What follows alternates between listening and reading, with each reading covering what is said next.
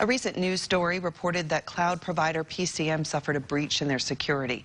PCM is a $2 billion revenue-generating U.S.-based company with more than 4,000 employees and 2,000 customers. Here to talk to us about the growing issue is Bob Lafaro from the Lafaro Insurance Agency. Bob, can you start off with giving us an idea on what kind of trends we've been seeing with regards to hacking?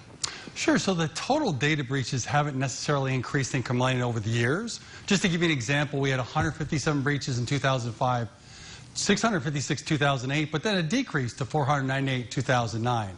The number of records exposed, however, did increase from 35 million in 2008 to over 222 million in 2009.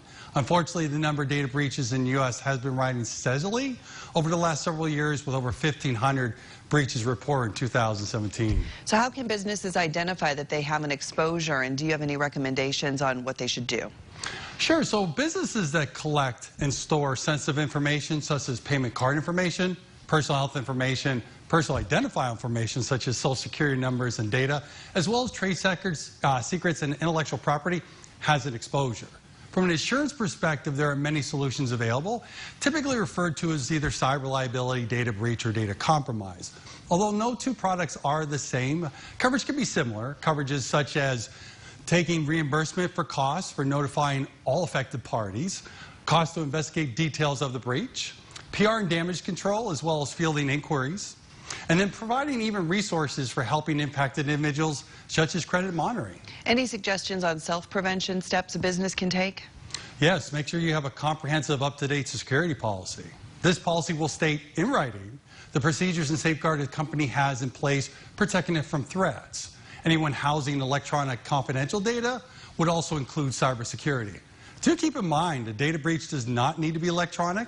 Someone stealing a laptop or a PC with data on it, or theft of paper files, qualifies as a breach. In fact, one study showed 65% of hospital breaches involve paper and film records.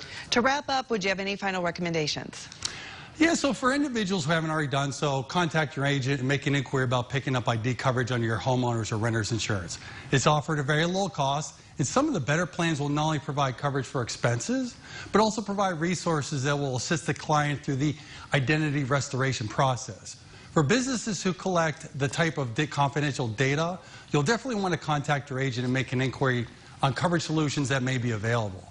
Having proper resources is imperative, because the greatest fallouts when experiencing a breach is loss of confidence by your consumers.